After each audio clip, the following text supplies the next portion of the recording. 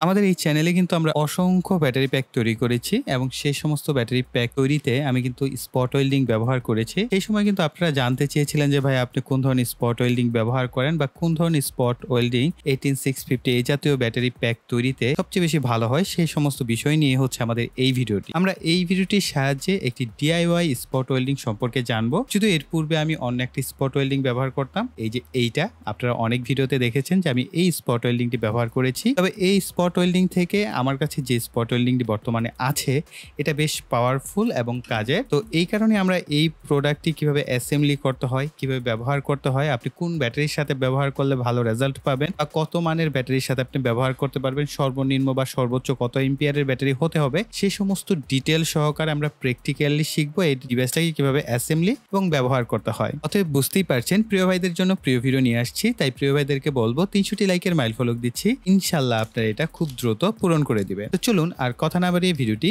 শুরু করা যাক। JLC PCB provides easy, affordable and reliable PCB and PCBS solution, empowering electronics engineer to develop project efficiently. 19 years of PCB manufacturing expertise since 2006, running 5 cutting-edge in-house factories, serving over 6 million engineers in 180 plus countries and region. JLC PCB তে রয়েছে easy order প্রক্রিয়া, যার ফলে কোনো effort ছাড়াই PCB board order করতে পারবেন। আপনার তৈরি গার্ডওয়ার ফাইলটি গেট ইনস্ট্যান্ট থেকে কোড করুন, মাত্র 1 মিনিটে অর্ডার সম্পূর্ণ করুন। এটা এতটাই সহজ যে অনলাইন শপিং করার মতন। JLC PCB তে রয়েছে PCB customisations, component sourcing, stencil manufacturing and high precisions assembly all in one place. JLC PCB তে প্রতিটি step traceable, real time prototype থেকে বেস প্রোডাকশন পর্যন্ত ট্র্যাক করতে পারবেন। 1 থেকে 8 লেয়ার PCB বোর্ড অর্ডার করতে পারবেন শুধুমাত্র $2। যদি লার্জ স্কেলে প্রোডাকশন করা হয় তাহলে এর যে কস্ট কমে সাধ্যের মধ্যে চলে আসবে। Quality and lead time is reliable, all in one house production,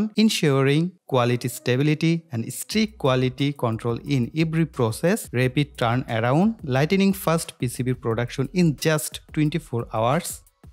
আচ্ছা, এটা হচ্ছে আমার আগের যে স্পট ওয়েল্ডিং মেশিনটা, সেটা এটার মধ্যে হচ্ছে 1 2 3 4 5টা মসফেট দেওয়া আছে, একটি বার্জার দেওয়া আছে এবং মোটামুটি একেবারে সিম্পল, এখানে কোনো ডিসপ্লে নাই। তো এই ডিভাইসটা কিন্তু আমি বেশ লম্বা সময় যাবতই ব্যবহার করছিলাম। হঠাৎ করে এটা দেখলাম যে ঠিকঠাক কাজ করছে না। আসলে হয় না, অনেক পুরাতন হয়ে গেলে সেই ডিভাইসগুলো আসলে বিভিন্ন ধরনের ট্রাবল শুটিং দেখা দেয়, ওইরকমই ট্রাবল শুটিং দেখা দিল। তো তখন ভাবলাম যে আচ্ছা নতুন একটা নেয় যাক, এত বছর হয়ে গেছে যখন। তখন গো গ্যাজেটের যে ভাইয়া আছে ওনার সাথে আমি আলোচনা করলাম। তো উনি বললেন যে ওনার কাছে এই প্যাকেজটা আছে, মানে নতুন একটা স্পট ওয়েল্ডিং আসছে যেটার কোয়ালিটি উনি বলছেন বেশ ভালো। তো এটা তো আমরা দেখবোই যে এটার কোয়ালিটি আসলে কিরকম। তো এই প্রোডাক্টটা গো গ্যাজেট থেকে পাঠানো হয়েছে। সো ভাইয়াকে অসংখ্য ধন্যবাদ, আসলে খুবই প্রয়োজনীয় একটা জিনিস উনি এটা আমাকে দিয়েছেন। তো তার জন্য অসংখ্য ধন্যবাদ। এতে করে আপনারাও বেনিফিটেড হচ্ছেন যে এই প্রোডাক্টটি সম্পর্কেও জানতে পারছেন এবং প্লাস আমার কাছে একটি নতুন গ্যাজেট, এটা আমার প্রতিনিয়তই কিছু না কিছু প্রজেক্টে ব্যবহার করতেই হবে। ওকে, তো আমরা এইটাকে পাশে রাখছি, আমরা একে একে জানি এইখানে আমাকে কি কি পাঠানো হয়েছে এই প্যাকেজে। এটাই হচ্ছে আমাদের স্পট ওয়েল্ডিং মেশিনটা। এই ডিটেলস একটু পরে আসছি। এর সাথে আমরা একটা ইউজার ম্যানুয়াল পাচ্ছি, এটা ইম্পর্টেন্ট, যারা নতুন অবস্থায় ব্যবহার করবেন অবশ্যই এই ইউজার ম্যানুয়ালটা মনোযোগ সহকারে পড়ে নেবেন। এক পাশে হচ্ছে ইংরেজি, আরেক পাশে চাইনিজ লেখা রয়েছে। তো এই কারণে বেটার হয়েছে যে আমরা খুব সহজে এটা পড়ে নিতে পারবো। এখানটায় কানেক্টর এবং প্রুফস রয়েছে যেগুলোর মাধ্যমে স্পট ওয়েল্ডিং করতে হয়। এর সাথেও কিছুটা নিকেল স্ট্রিপ দেওয়া রয়েছে। আর এখানে দেখতে পাচ্ছেন কানেক্টর রয়েছে, এই দুইটা ব্যাটারির সাথে কানেকশন করার জন্য। আর এই দুইটা প্রুফ হচ্ছে স্পট ওয়েল্ডিং এর জন্য। তো এই দুইটা প্রুফের মাথায় আবার এই যে হিটসিং টিউব, এগুলো লাগিয়ে নিতে হয়। এতে করে হাতে ধরে স্পট ওয়েল্ডিং করলেও হাতে কোনো সমস্যা হয় না। এগুলোকে এইভাবে রেখে তাপের মাধ্যমে হচ্ছে আমরা এই টিউবগুলোকে এদের সাথে সুন্দরভাবে সংযুক্ত করে নিব। ওকে, আর এই দুইটা প্রান্ত হচ্ছে আমাদের স্পট ওয়েল্ডিং মেশিনের সাথে কানেকশন হবে। এরপরে এখানে একটা কুলিং ফ্যান রয়েছে, DC 12 ভোল্টের ছোট সাইজের একটা কুলিং ফ্যান আছে। এটার ক্যাবিনেট আছে, কেজিংটা খুলে নিতে হবে। তাতে একটা পুশ বাটন সুইচও আছে। এগুলো মূলত হচ্ছে অ্যাক্রিলিক শীট, ট্রান্সপারেন্ট। উপরের কভারটা তুলে ফেললে হচ্ছে ট্রান্সপারেন্ট অংশটা দেখা যায়। আর এইখানে হচ্ছে কিছু কানেক্টর দেওয়া আছে, এটা দিয়ে হচ্ছে আমাদের এই যে ক্যাবিনেটটা এটা তৈরি করতে হয় বা আমাদের যে স্পট ওয়েল্ডিং মেশিনটা আছে সেটার সাথে সংযুক্ত করে নিতে হবে। ওকে, আর আগের যে স্পট ওয়েল্ডিং মেশিনটা ছিল সেটার মধ্যে আমরা দেখতে পেয়েছি 5টা মসফেট, আর এটার মধ্যে কিন্তু টোটাল 6টা মসফেট রয়েছে। প্লাস হচ্ছে এখানে একটা 7 সেগমেন্ট ডিসপ্লে রয়েছে, 3 ডিজিটের, 2টা পুশ বাটন রয়েছে যেটার মাধ্যমে হচ্ছে আপনি এটার যে স্পিড বা এটার যে পাওয়ার সেটাকে কন্ট্রোল করতে পারবেন। আর এখানে আরেকটা ইন্টারেস্টিং জিনিস আছে, দেখতে পাচ্ছেন একটা ডিসি 12 ভোল্টের জ্যাকের অপশন রয়েছে, অর্থাৎ এখানে একটা সকেট দেওয়া রয়েছে। এটার কি কাজ একটু পরে আসছি। আর এখানে আপনি XT60 কেবল কানেক্ট করতে পারবেন। সাধারণত আমরা ড্রোনে যে ব্যাটারিগুলো ব্যবহার করে থাকি লিপো ব্যাটারি, তো সেই ধরনের লিপো ব্যাটারি দিয়েও কিন্তু আপনি স্পট ওয়েল্ডিং করতে পারবেন এবং এই ভিডিওতেও কিন্তু আমি লিপো ব্যাটারি ব্যবহার করব। এটার আরো বেশ কিছু জিনিসপত্র আছে যেগুলো আমরা ভিডিও শেষে জানবো। আপনি চাইলে এর সাথে লিড অ্যাসিড ব্যাটারি দিয়েও কিন্তু স্পট ওয়েল্ডিং করতে পারবেন। তো এটা আমার কাছে বেশ ভালো একটা অপশন মনে হয়েছে। এটা নিয়ে আমরা ডিটেলস ভিডিও শেষের দিকে আলোচনা করছি। এখানে একটা বার্জার আছে, একটা 1000 মাইক্রোফ্যারাডের ক্যাপাসিটর আছে 25 ভোল্টের। এখানে আরো বেশ কিছু কম্পোনেন্ট রয়েছে আর এখানে কানেকশন করার জন্য কানেক্টর রয়েছে। আর ব্যাক সাইডটা দেখতে হচ্ছে এরকম, এখানে V in plus, V in minus, out plus এবং আউট মাইনাস এই অপশনগুলো দেখতে পাচ্ছেন। এখন যেটা বলছিলাম যে এইখানে যে একটা জ্যাক অপশন রয়েছে, এটার কাজ কি? এটার কাজ হচ্ছে এর সাথে আপনি চাইলে এক ধরনের হ্যান্ডেল ব্যবহার করা হয় স্পট ওয়েল্ডিং এর ক্ষেত্রে, এই ধরনের হ্যান্ডেল গুলো ব্যবহার করতে পারবেন। এটা কিন্তু আসলে স্পট ওয়েল্ডিং মেশিনের সাথে আসে না, এটা আলাদাভাবে কিনে নিতে হয়। এইটাই যে লাগবে এটার সাথে ব্যবহার করার জন্য সেটাও না, এটা কিন্তু আপনি আলাদাভাবে কিনে এটার সাথে ব্যবহার করতে পারবেন। আর যদি চান যে না আমার এই ধরনের হ্যান্ডেলের প্রয়োজন নাই, সেই ক্ষেত্রে আপনি এর সাথে দেওয়া যে টার্মিনাল গুলো আছে সেগুলো দিয়ে স্পট ওয়েল্ডিং করতে পারবেন। এই প্রোডাক্টের ভিডিও চান কিনা সেটা প্রিয় ভাইরা অবশ্যই কমেন্ট সেকশনে জানাবেন। যদি চান তাহলে পরবর্তীতে আমরা এই প্রোডাক্টেরও কানেকশন কিভাবে ব্যবহার করতে হয় বা এটা কিরকম পারফরমেন্স করে সেটার উপর ডিটেলস ভিডিও আপনাদের জন্য নিয়ে আসবো। এই বিষয়গুলো অবশ্যই আমাকে কমেন্ট সেকশনে আপনারা জানাবেন।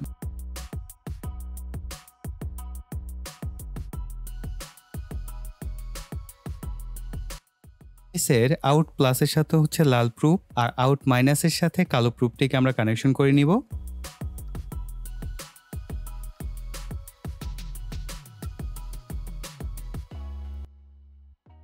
তো যে লিপো ব্যাটারি আছে সেটার সাথে কানেকশন করব এই ধরনের কানেক্টর সহকারে। আমার যে আগের যে স্পট ওয়েল্ডিং মেশিনটা ছিল সেটার সাথে কানেকশন করা ছিল। এই দুইটা কানেক্টর আমি এখানে ব্যবহার করছি। জাস্ট লাল তারটাকে হচ্ছে আমরা ইন প্লাসে আর কালো তারটাকে হচ্ছে ইন মাইনাসের সাথে সংযুক্ত করব। এর সাথে যে দুইটা কেবল আসছে এই দুইটা কেবল আমি ব্যবহার করছি না। এই দুইটা কেবল আপনি চাইলে ব্যবহার করতে পারবেন। আমার স্পট ওয়েল্ডিং এর সাথেও কিন্তু এই ধরনের কেবলই আসছিল, আমি জাস্ট মাথা দুইটা কেটে এই ধরনের কানেক্টর ব্যবহার করেছি।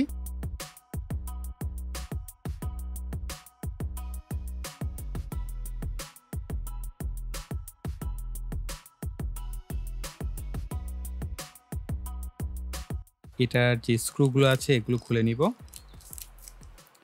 আর এটার যে ফ্যানটা আছে এই ফ্যানের আসলে কানেক্টর ব্যবহার করার মতো কোনো অপশন আমি এখানে দেখতে পাচ্ছি না। এটা আপনি হচ্ছে ব্যাটারির ইন প্লাস এবং ইন মাইনাসের সাথে চাইলে সংযুক্ত করে দিতে পারেন, তাহলে এই ফ্যানটা ঘুরবে। অর্থাৎ আপনার সার্কিটটাকে ঠান্ডা রাখার জন্য এই ফ্যানটি ব্যবহার করা হচ্ছে। যদি আপনি ক্যাবিনেটের ভিতরে ব্যবহার করেন তাহলে অবশ্যই এই ফ্যানটি ব্যবহার করবেন। যেগুলো আসলে নাটের মতো অনেকটা শেপ সেগুলোকে হচ্ছে আমরা এইখানে কানেকশন করে দেখি। আর এই হ্যাক্সাগনগুলো নিচের দিক থেকে সেট আপ করবো একটা একটা করে।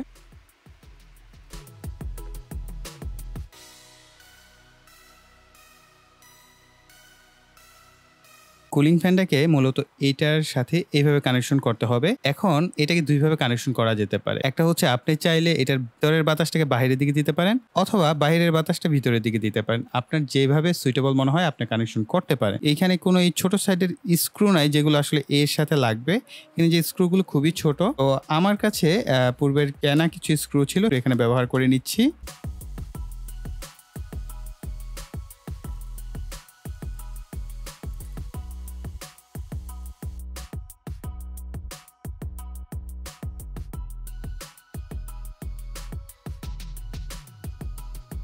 কুলিং ফ্যানের তারটাকে কিভাবে কানেকশন করবেন? হ্যাঁ, এটাকে জাস্ট কেটে এই কালোর সাথে কালো এবং লালের সাথে লাল এই দুইটা জায়গায় হচ্ছে জাস্ট সংযুক্ত করে দিবেন, তাহলে হয়ে গেল। এখানে আর আলাদাভাবে আপনাকে কোনো কিছু করতে হবে না। যেহেতু আমরা স্ক্রুগুলো লাগিয়ে ফেলেছি তাই আমি আপাতত জাস্ট এই কুলিং ফ্যান কানেকশন করছি না। এটা কানেকশন না করে আমরা এখানে পাওয়ার দিয়ে দেখি যে আমাদের ডিভাইস প্রপারলি ওয়ার্ক করছে কিনা। ব্যাটারি হিসেবে আমি লিপো ব্যাটারি ব্যবহার করছি 2200 mAh এর, অর্থাৎ 2.2 এম্পিয়ার আওয়ারের হচ্ছে এই ব্যাটারিটি। এখন বলতে পারেন ভাইয়া এত ছোট ব্যাটারি দিয়ে স্পট ওয়েল্ডিং, হ্যাঁ 18650 ব্যাটারির ক্ষেত্রে আপনি এই ছোট ব্যাটারি হলেও এটার যে ডিসচার্জ রেট এটা অনেক বেশি। আপনি যদি চান লিড অ্যাসিড ব্যাটারি ব্যবহার করতে তাহলে কিন্তু আপনি 2-3 এম্পিয়ারের লিড অ্যাসিড ব্যাটারি দিয়ে এই ডিভাইস রান করতে পারবেন না, এই ডিভাইস স্পট ওয়েল্ডিং হবেই না। সেই ক্ষেত্রে আপনি যদি লিড অ্যাসিড ব্যাটারি যেগুলো আছে অর্থাৎ পানি ব্যাটারি যেগুলো আপনারা বলে থাকেন সেগুলো 35 থেকে 40 এম্পিয়ার আওয়ার সর্বনিম্ন আপনি ব্যবহার করতে হবে। এর উপরে আপনি 135 এম্পিয়ার পর্যন্ত ব্যাটারি ব্যবহার করতে পারবেন। এই জিনিসটা অবশ্যই মাথায় রাখবেন। যদি লিড অ্যাসিড ব্যাটারি ব্যবহার করেন সেই ক্ষেত্রে অবশ্যই সর্বনিম্ন 35 এম্পিয়ার আওয়ার এর উপরে হচ্ছে আপনি 135 এম্পিয়ার আওয়ার পর্যন্ত ব্যাটারি কিন্তু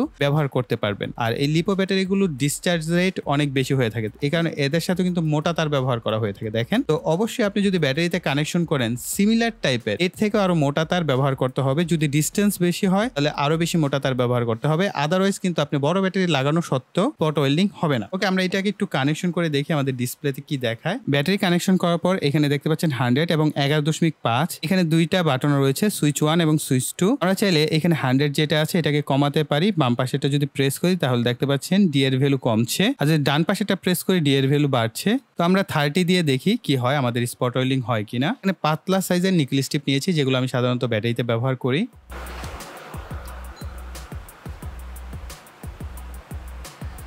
তো সামান্যভাবে একটু হয়েছে, তো আমরা এটার ভ্যালু আরো বাড়িয়ে দিই। তারপর আমরা ভ্যালু সর্বোচ্চ দিয়ে দেখি এটা কি হয়। 85 দিলাম, দেখা যাক হয় কিনা।